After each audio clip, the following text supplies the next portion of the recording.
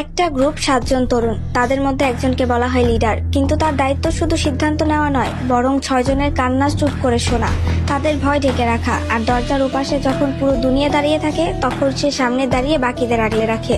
হ্যাঁ, আমি আরএমের কথাই বলছি, ওরফে কিম নামজুন। যখন বিটিএস নামটা কেউ চিনত না, নামজুন তখনও বিশ্বাস রাখতো এই 6 জন একদিন আকাশ ছোঁবে। যখন জাঙ্কুক কনফিডেন্স হারিয়ে ফেলতো, নামজুন তাকে বলতো, তুমি পারবে, তুমি আমাদের গর্ব। যখন তাইয়াং আবেগে ভেঙে পড়তো, নামজুন চুপচাপ তার পাশে বসে থাকতো, একটা কথাও বলতো না, কিন্তু জানিয়ে দিত তুমি একা না। যখন জিন নিজেকে অবমূল্যায়ন করতো, সে বলতো তুমি শুধু হ্যান্ডসাম না, তুমি আমাদের ব্যালেন্স। যখন ইয়ঙ্গি নিজের দুঃখ গানে ঢেলে দিত, নামজুন তাকে বলতো তোমার ব্যথা আমরা আমাদের শক্তি বানাবো। হোসেওকের ভয় যখন তাকে থামিয়ে রাখতো, নামজুন ছায়ার মতো তার পাশে দাঁড়াতো।